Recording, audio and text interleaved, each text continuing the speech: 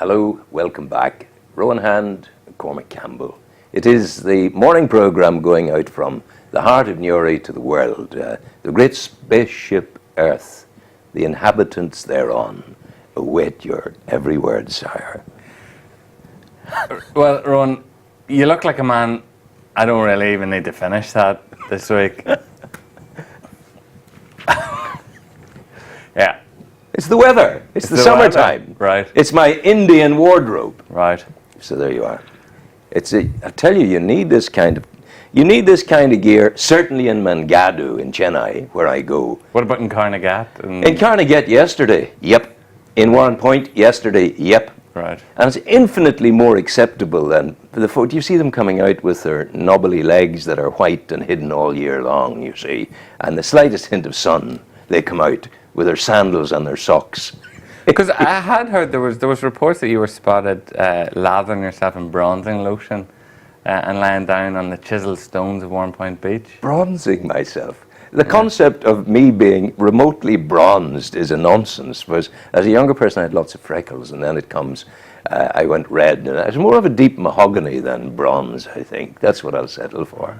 What are you talking about? How are you? I'm not so bad. What have you been doing busy this week week? This week. You have a good paper, a strong paper. Yeah, very happy with the content. There's a lot of breaking news this week and a lot of investigations completed. Yeah, the Abbey's finished at last. The court case revolving the Stark bullying trial, the civil case at the Abbey, and the judge has cited largely on behalf of the former student who brought the Ryan Collins. Ryan Collins brought the concerns forward. Now he's been awarded £10,000 against the school trustees for their failure to act against the perceived bullying. The Abbey must also pay thousands of pounds of legal costs for both sides, with an increase of 1/3 in the cost due to the increased time spent on the case. Now, Donald McMahon, our court reporter, he's been covering this for I think there was 5 or 6 sittings in total at Newry Court, and it will surely be setting alarm bells ringing in other schools, because it sets a very interesting precedent in terms of what can happen if people who were bullied take cases against their former schools. There's two things strike. Well, a number of things strike me about it. One of the things is there is a sadness in our community when the most intelligent within our community find themselves in this debacle. An intelligent student who's gone on to university, an intelligent school, that it has to go this far, that they cannot resolve it before that. And the other thing that strikes me about it... I think it's important to stress I don't think bullying is a problem that's consigned to intelligence or lack of intelligence. No, but the resolution of the problem is... Yes. You know, that rather than, when they first heard about it, rather than say, okay, go and take us to court, rather than doing that, sitting down, dealing with it and getting it over and done with. The school's position was that they're still not accepting responsibility. Well, they would argue that under the terms of how they dealt with the bullying, they did everything within their powers, and then the court has subsequently found they could have done more. The VP, the VP is saying there in your story this morning that that he 100% does not accept that the plaintiff was bullied over a 2-year period. Now that's still, if through the court case, if through the fine, if through the amount of money it's going to cost, if there's still no open acceptance that something wrong was occurring, the whole thing could happen again, you know? Well, if you consider every school, there's 100% new turnover of students every 7 years to begin with. You know, bullying is I wouldn't say an impossible problem to deal with, but a very difficult problem to deal with, especially when you consider you're dealing with different people every 7 years. It's you might fix the problem in one group and then it might emerge in another.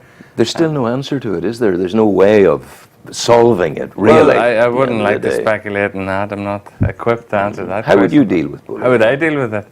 I don't know, Ron. I've got to be perfectly If it was honest. your own case, were you ever bullied at school? I wasn't, thank God. No. And then you went into boxing. I didn't Those are... I don't think that was You're killer fists. Here, no, I wouldn't say that either. Something there is fisticuffs over, as you know, is the It's ongoing. Yeah.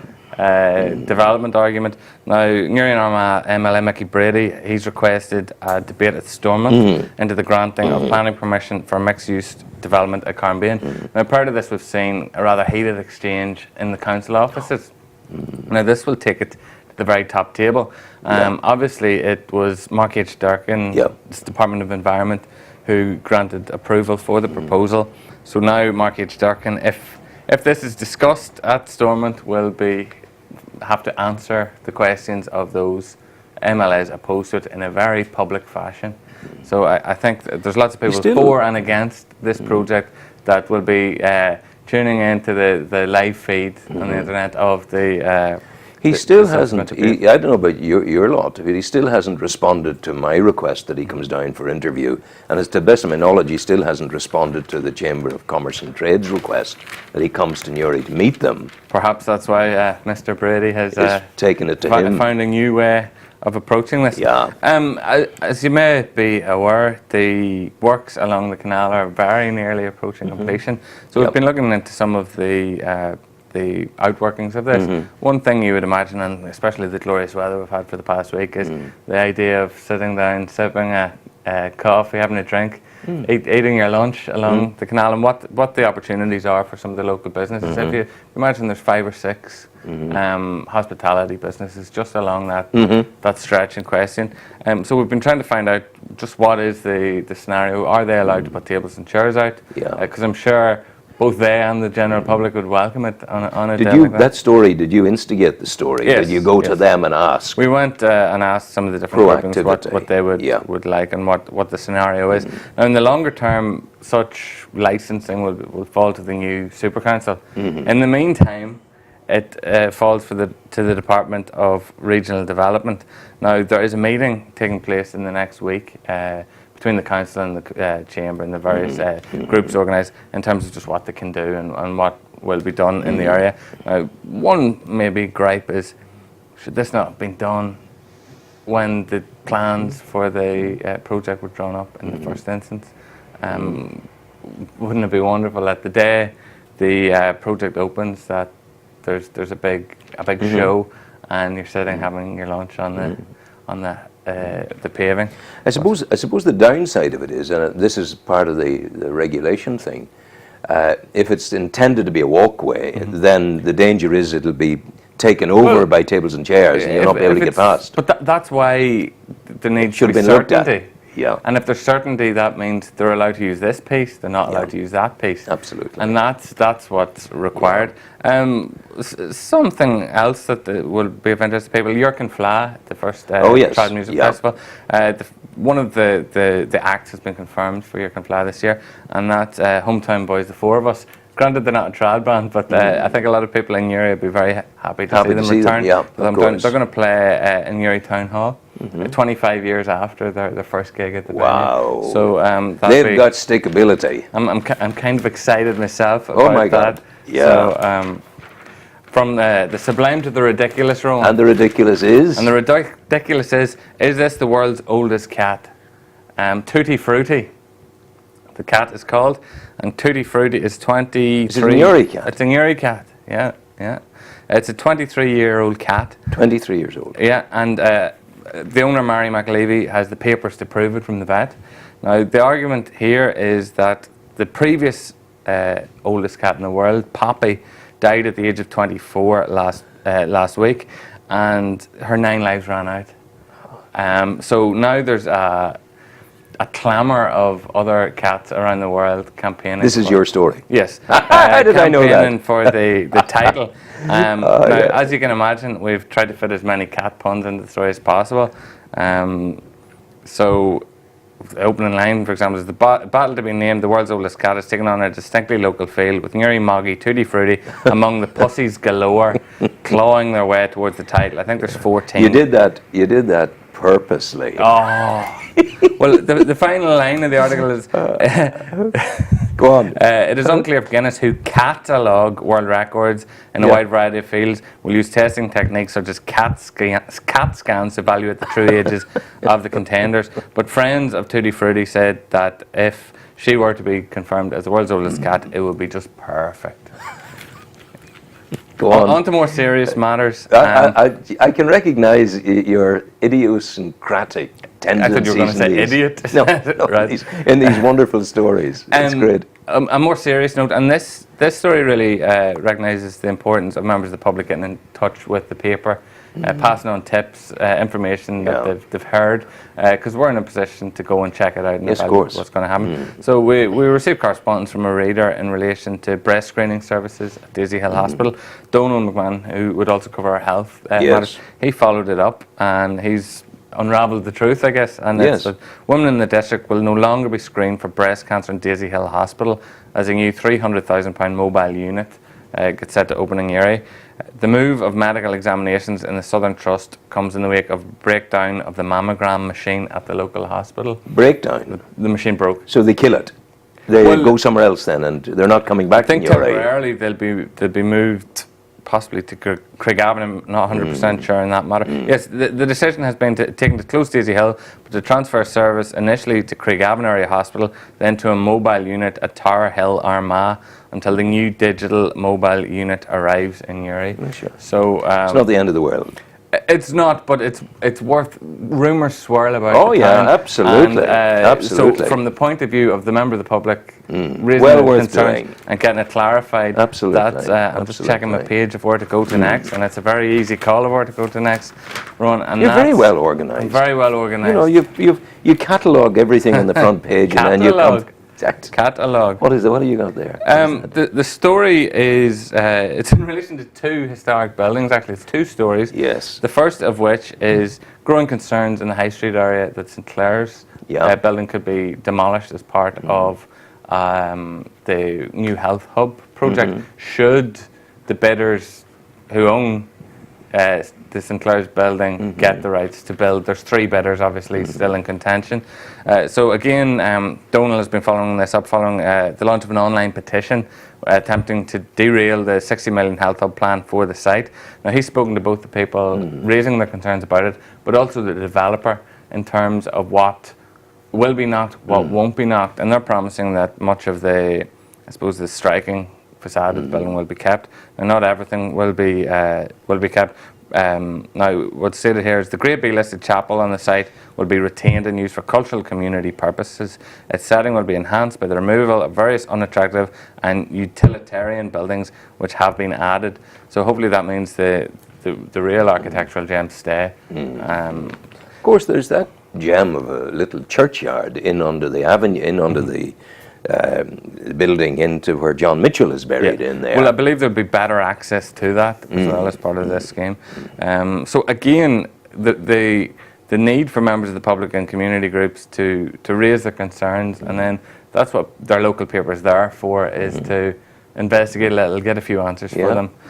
Now, one building that does seem set to be utterly demolished is the 32 Canal Street, which as you'll be aware, cracked down the side of it on Friday.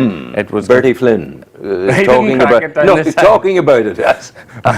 Well, we don't have quotes from Bertie now, but we've approached the council and the DOE, and the DOE have confirmed that yes, indeed, the building will be knocked down. Now, the problem with that is that it's in a conservation area, so theoretically nothing should be knocked down in that area. But presumably matters of the safety of the public take precedence over that's conservation. What the DOE have said. The DOE have said a recently prepared structural engineers report on the closure of Canal Street at the weekend point to a public safety risk due to the deteriorating condition of the buildings. As such, DOE planning accepts that in the interest of public safety, demolition of these properties is now necessary. These properties? Well, they're not Ogle's big house. It stays, the very large building, but the smaller terrace beside them. The coloured terrace. It's not just 32, it's a couple of so it's from the school gates back down towards the canal? No. It's from Ogle's big house, which is the largest building in the row, up the hill. Up the hill to the second gate. The second gate of the older ladies. Yep. So okay. Sometimes it's difficult to confirm clarify without saying. More controversy for you now, Rowan, is in relation to I hate the controversy. police ombudsman action against the police. That's a dreadful story. That girl who was murdered in So Newry. the unprecedented court action been taken by the police ombudsman, Dr. Michael Maguire, against PSNI Chief Constable Matt Baggett to release historical documents directly affecting a Newry murder investigation has been backed by local politicians. Now that is the murder of a former police officer, Constable Colleen McMurray, Yes. who died at the age of just 34 in 1992. I remember it so well. Local politicians have given their backing to the ombudsman in his quest for the details to be revealed. On the same page, we have. I love to see a new group emerge in terms of doing something positive for the area.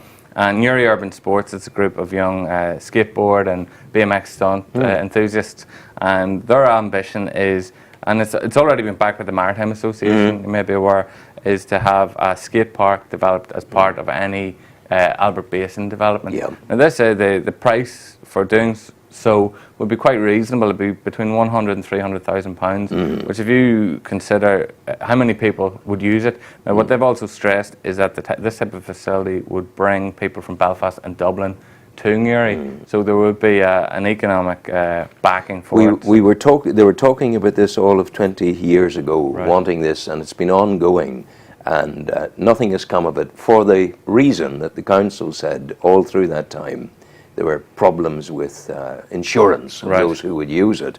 But I mean, we have mountain cycle tracks. If you can get insurance for people careering down the side of a mountain, you surely can do that. I think so. Now they're very organised group of lads that have been holding meetings with the council in relation to how to progress this, and it's not just a bunch of fellas going, "This is a great idea, it should be done." They're actually taking organised steps. Let me see the photograph briefly, if you would, please, because there's one lad who used to always ask me about it. He's not there in that. He was a lad who can neither speak nor hear. He communicates by using a piece of chalk. He scratches onto his skateboard, and he always wanted this to happen. He's a big skating enthusiast. Oh, big time. It should be noticed that this project is it's a separate project to the proposed. There's another BMX project for Derrybeg, a BMX racetrack. Now, the Newry Urban Sports have stressed that a BMX stunt track is a very different proposition to a racetrack. So they're not the same thing. They're offering different things to different people. And as such, both would add to the growing cycle facilities we have in the area.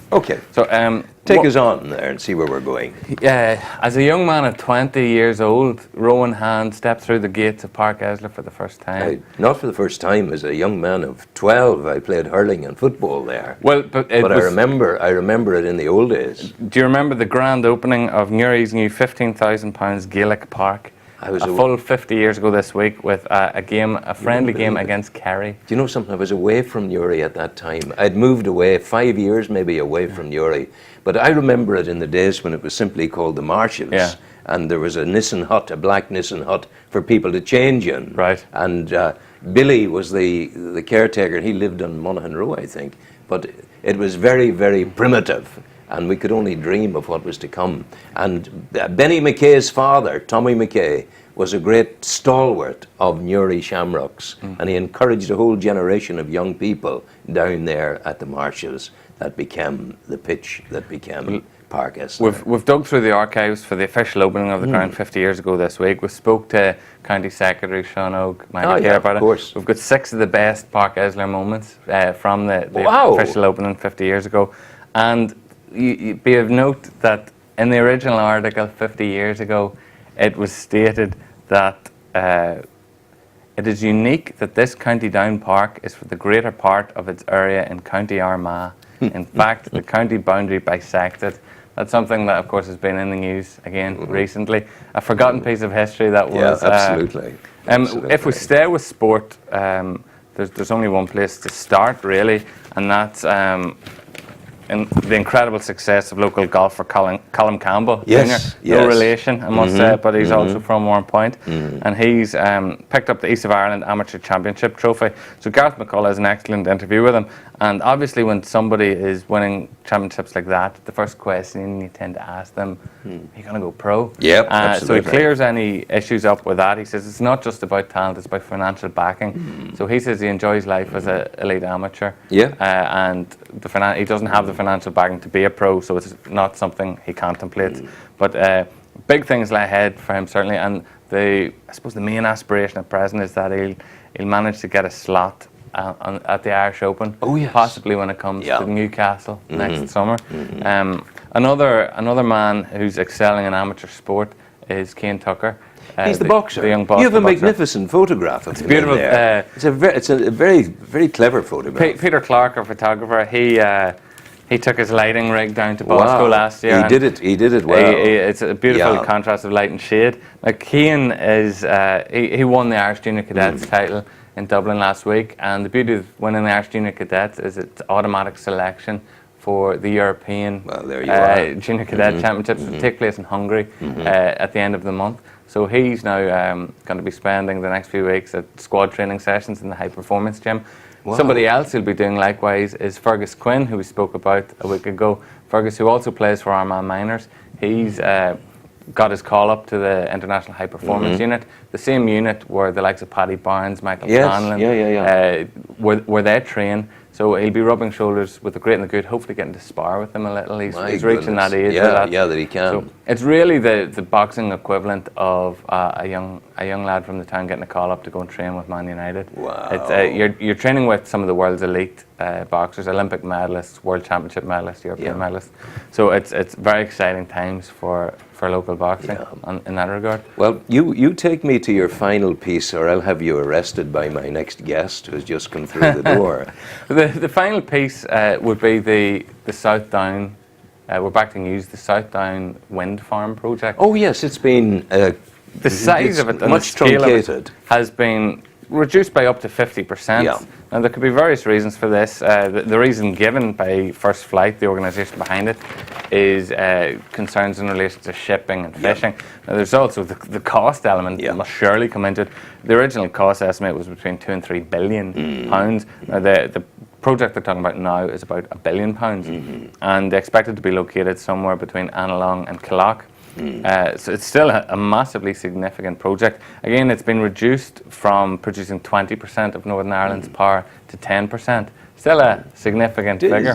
It is. There were figures out of the consumption provided last year. 25% on the island of Ireland from wind-generated sources. Well, if you think of the wind and wave potential of the island of Ireland, if there was a focused strategy, we could all get very wealthy, one would imagine. Listen, thank you very much indeed. Go well. You have a busy week ahead, yes? Busy enough. Yeah. Busy enough. Few ideas. Few ideas. He keeps them close to his chest. Go well. Good luck. Andrew, some music, please.